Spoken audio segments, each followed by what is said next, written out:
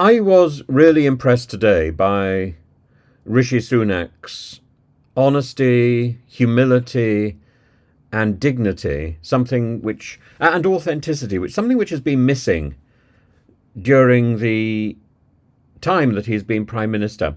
And I remember being quite sort of positive about him when he was elected, and being very quickly disappointed to see this man who was no longer the authentic self, who had become different under the influence of his spads, people like Isaac Levido, Simon Case, civil servants and so on, who were, in so many ways, they seemed to be manipulating him to be their spokesman. And I hope this is a lesson to Keir Starmer. I hope he observes in the same way that I've observed, and other people on social media have made the point, that Rishi Sunak had changed, and he's changed back. Suddenly that weight has been taken off his shoulders, and suddenly there's a kindness there. There's a warmth, which we saw on the steps of Number 10 as he resigned, and there's a greater freedom. And I would love him to stay on as leader of the opposition for as long as he wants to. I know the plan is that the Conservative Party intends to hold a leadership election after or around the party conference, and also to encourage party donors to contribute at the same time. There is fear that Rishi may drop out before that, and that there will be a caretaker Prime Minister who stands in, possibly even Jeremy Hunt. The rumours are that Jeremy Hunt has withdrawn from the leadership race as well. And I think that's a sadness, because I think Jeremy Hunt is particularly good in Prime Minister's questions. He, too, has maintained a certain authenticity, and he has a cheeky charm at Prime Minister's questions, which, again, as I say, has been missing during Rishi Sunak's tenure, and I hope we'll see it in the few weeks while he's leader of the opposition, and I hope that continues at least until the Conservative Party conference. It would be good for him to remain. Let's listen to him.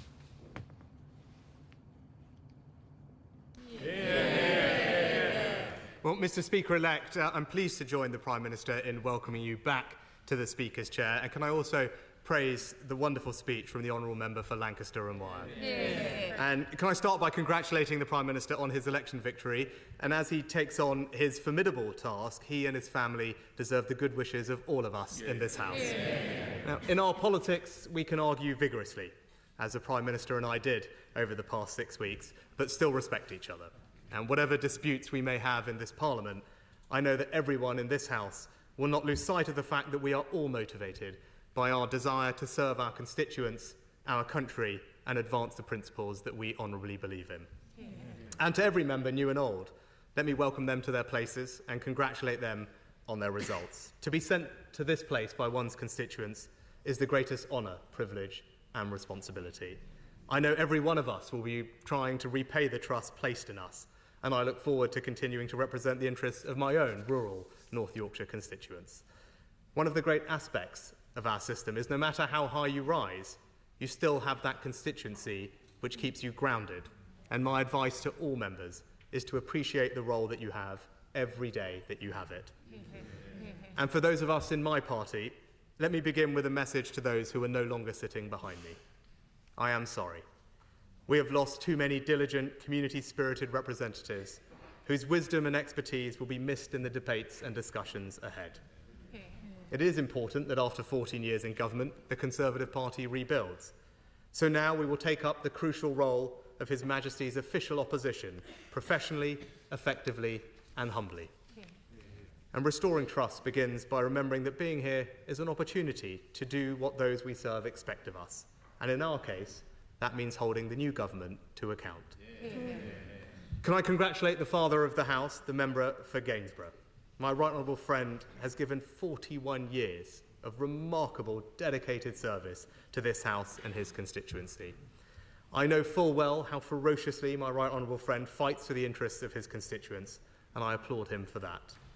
My right honourable friend is also testament to the benefits of an early morning dip in the Serpentine. And members may be interested to note that the Bottomleys have also had a big influence on my right honourable friend's career.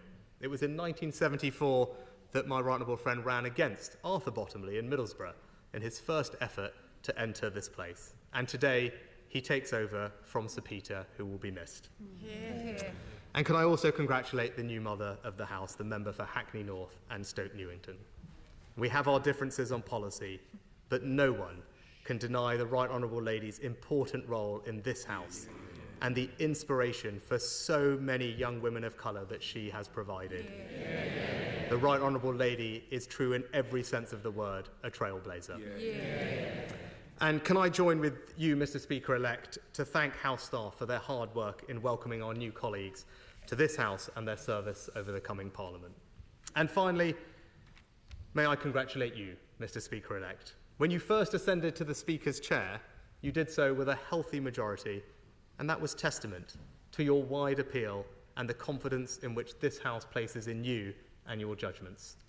The last Conservative Prime Minister, the Right Honourable John Major, who spoke from these opposition benches, said about the role of the Speaker, the job specification is pretty daunting.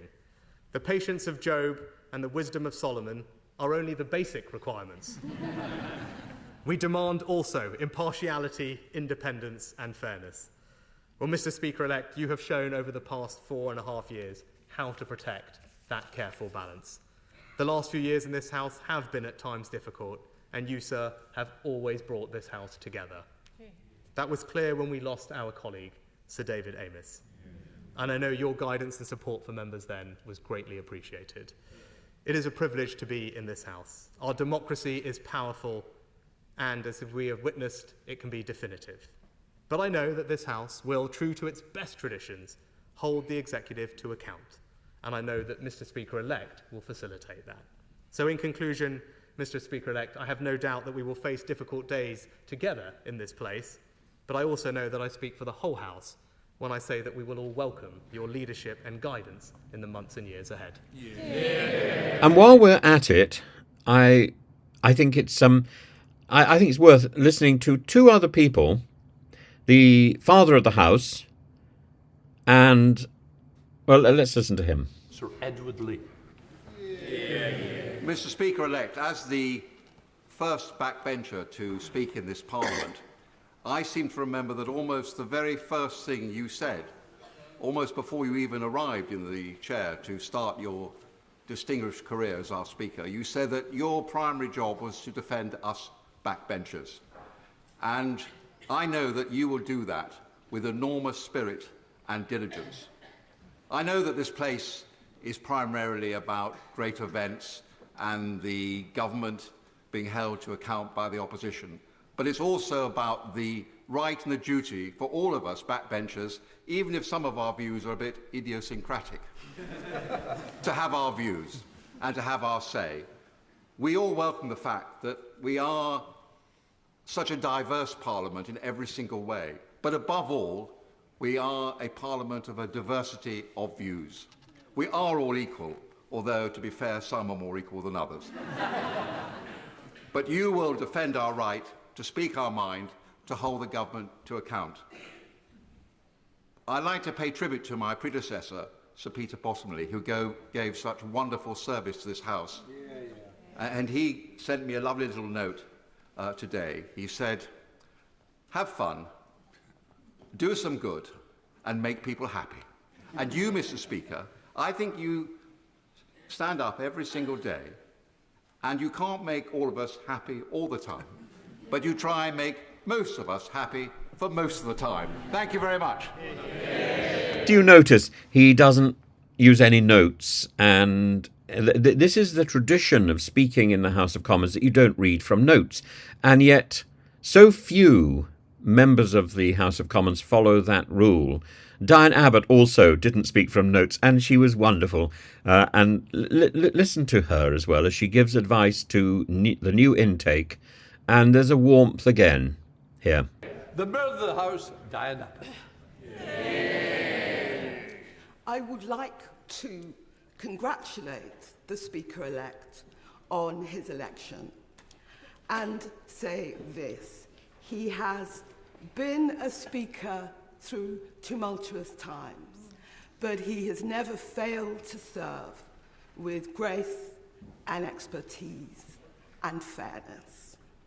I would also like to congratulate the 304 new members of Parliament who have entered Parliament after this election and say to them, it is a great job and you will never regret coming here.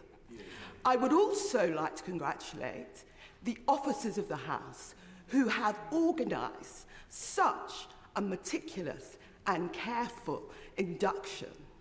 I remember when I was a new MP, they just gave you a bunch of keys and told you to get on with it. So I have to congratulate the officers. I would also like to say that when I was a new member in 1987, there were only 40 female members of Parliament. Today we have 264. And some of us are glad that we have lived to see this. And I can't speak about the increased numbers of female members of Parliament without referencing my predecessor, Baroness Harriet Harman, who did so much to work to have an equal and diverse House. We are going into very tumultuous times. And historically, this House has played a role in these events, both nationally and internationally. And I'm sure it will be the same going forward, and we will be presided over in the excellent way of the Speaker-elect. And the fellow who I always admire during Prime Minister questions, Stephen Flynn, who has always spoken without notes from the front benches on the opposition side when he was the leader of the third party. Now that role has been taken over by Ed Davey, who became over political during his speech. I'm not going to play that. And there was some boos or noises from the government benches, and rightly so. And he quickly returned to talking about more, so the Speaker and lighter things, but he couldn't resist making a party political jibe, and it was ill-placed. So we're not going to have a look at him, but instead I think we should have a look at Mr. Farage, who makes the same sort of slip-up. He can't resist talking about himself. Listen to Farage here. Stephen Flynn. Thank you very much, Mr. Speaker. I wish to begin by welcoming all new members to the Chamber, in particular those members from Scottish constituencies. There's probably a few more new members from Scottish constituencies than I would like to have seen, but I do look forward to working constructively with you to deliver in the best interest of the people that we are all so fortunate to represent. To you, Mr. Speaker-elect, I think it's safe to say that me and you didn't always see eye to eye during the course of the last Parliament. But in politics and in life, I think it's important to let bygones be bygones and to focus on the future. And I think events of that time showed us that me and you have quite a lot in common when it comes to both then and indeed the general election, because despite the best efforts and indeed the best intentions of certain people, we both managed to hang on to the seats that we hold so dear. Mr. Speaker, I do look forward to working constructively with you over the course of the coming weeks, months and years to allow us to best represent the people that we respect in the finest traditions of this House. Thank you very much. And do you agree with me that Farage makes a very foolish move in talking about a former Speaker of the House while the present Speaker of the House is sitting in his chair. Mr. Speaker-elect, thank you very much indeed. We are the new kids on the block. We have no experience in this Parliament whatsoever, even though some of us have tried many times over the years previously to get here.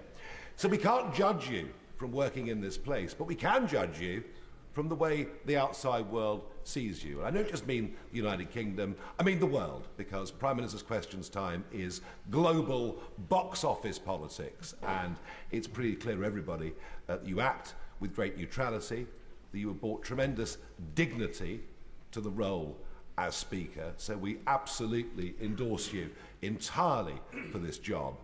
And it is, I must say, in marked contrast to the little man that was there before you and besmirched the office so dreadfully, in doing his best to overturn the biggest democratic result in the history of the country. We support you, sir, fully. What a demonstration of a lack of experience from somebody who desperately wants to be Prime Minister. I don't think he has the foundation or the capacity to be Prime Minister. He better be quick in the job, learning if he has that sort of ambition. But he was dwarfed by people of stature who came before him, and of course they know the ropes. But with the exception of Ed Davey, they also know how to project charm and to know what is the appropriate thing to say on this first day of Parliament and what is not appropriate. And Farage falls at the first hurdle.